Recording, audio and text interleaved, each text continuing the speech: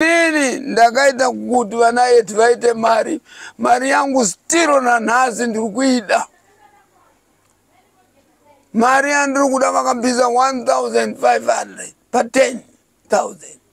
Kwakazara mari inoita 8,500. Mari iyo ndiri kuida. Ndiri kuvapa yambiro yekuti ini ndikaenda kuMalawi achatevera nayo ikoko. Avarekeze izvo manje ndave kuMalawi zvese ndinenge ndakuita hama dzacho dziripo. Rakabirwa mwana mudiki ati ndiri kuda kuita project plus anobatisa mota. Zvese zvine 3 days zvatorwa.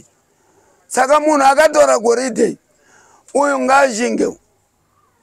Akasashinga ndinovapedza vose chitsotsi chacho chose chinopera. Ndirogoridhe. Vakavabira vakanovabira kuno vakaenda navo kuChegutu. Vakavasiya futi vasina mari yepetu. Vana ava vakachupika stering. Ini ndinokumbira kumhuri yose anenge abirwa anenge aita sei ngavauye. Tinobatsirana hazvisi zvikwambo.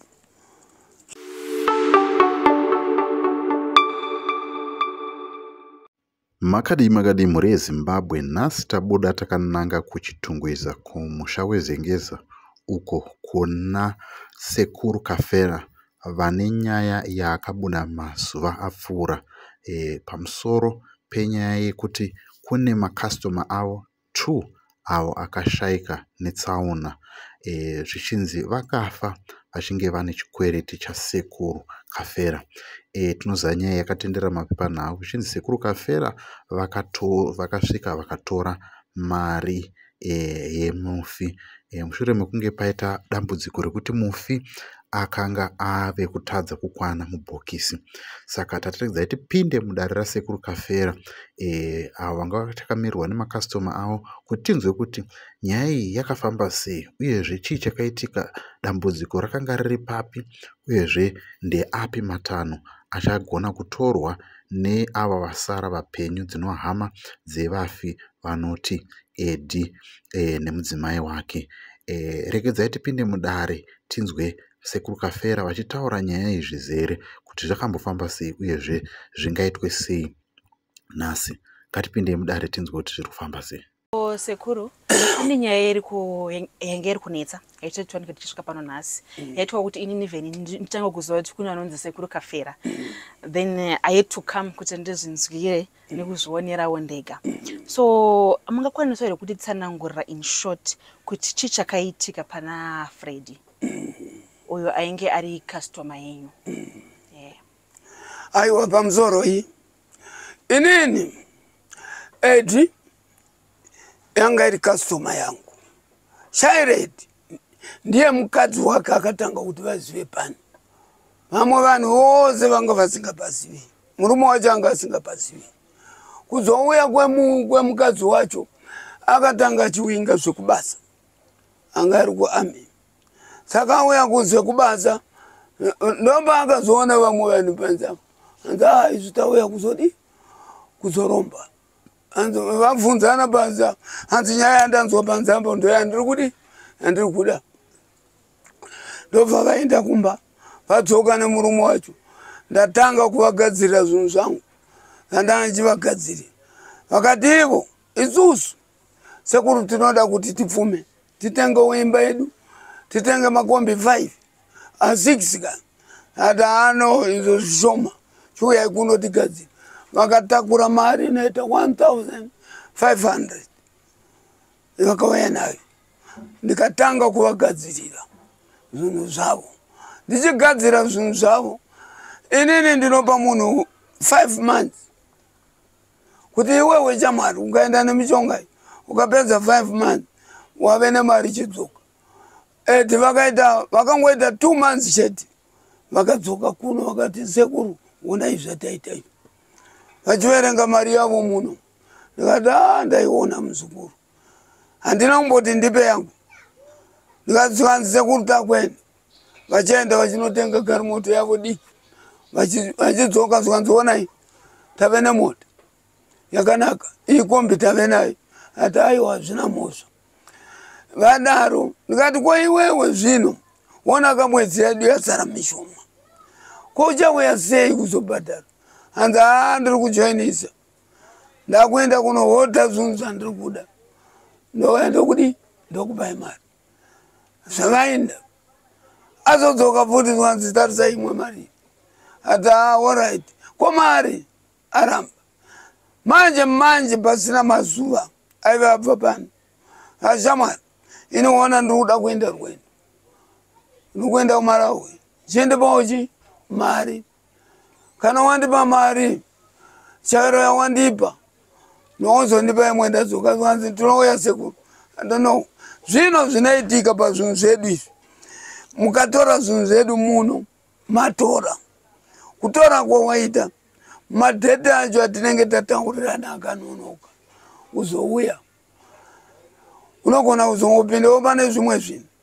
inini handina kuti etapeuka asi madheti edu vose vari tu akapera haikona munoona vamwe vanotora huku vaiipa chikafu vaipa makore kana 6 kana mwedzi mingani yodya chikafu yodya chibage chiya panopera mudzi iwowo zvapera saka ini handiko kwese ikoko ndaida kuti vauya nemari yangu zvinoye zvino vana vedu vakafa vose vari 2 vanga vane mwana wavo 1 vanga vaita nemukadzi wacho vanhu vanga vachiita sei manjusi aenda achienda navo voita vakawana mari toenda kumanjusi voenda vonodya todzoka saka ndonyaya yakaitika pani chabwino.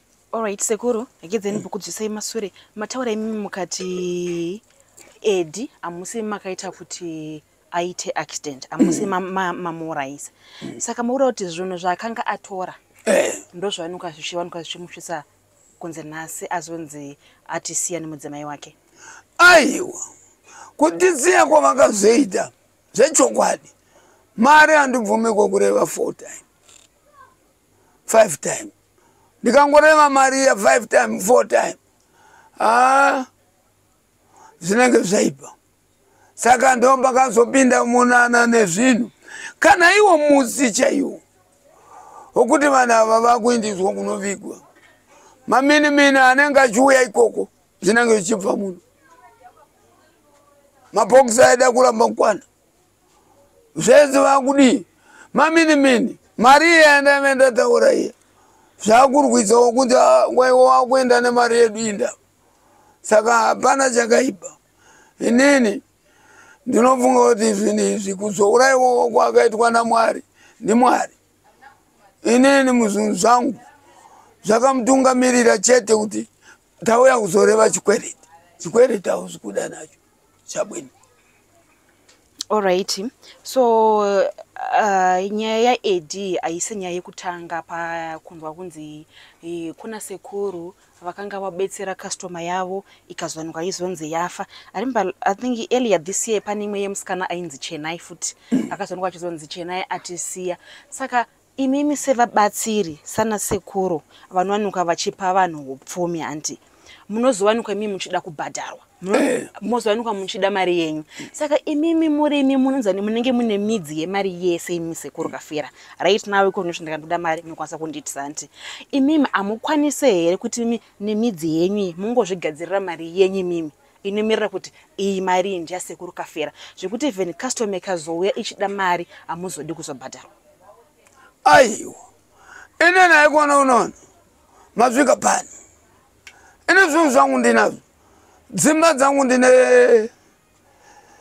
27 dzekuita nemari yangu ine ndinaita nemari waikona maona magari moto akamira apo wose ari panze apo dzimwe dziri kupurazi ndidzangu saka ini ndinongoita mari yangu nezvinhu zvangu saka ini iwe ukauyawo sekuuya kwawaita shamwari sekuru ndipeiwo ndiitewo mari ndiwanewo kuti nditenge vana vangu vafambe zvana ndikakumba chiuya ubhadhari zvapera ivo ndo vakakanganisa hama dzacho manje ndo dzakaburisa zvese kumedia vakangoti pandakatuma vakomana pavakatora vakomana sekuru tazviwa zvamataura chiregai tiuye pasina chiri kuneti ivo vakazotuma manje vanhu vakuburitsa zvimwe sekuru Kafera vaenda nemapurisa kunoreva mari.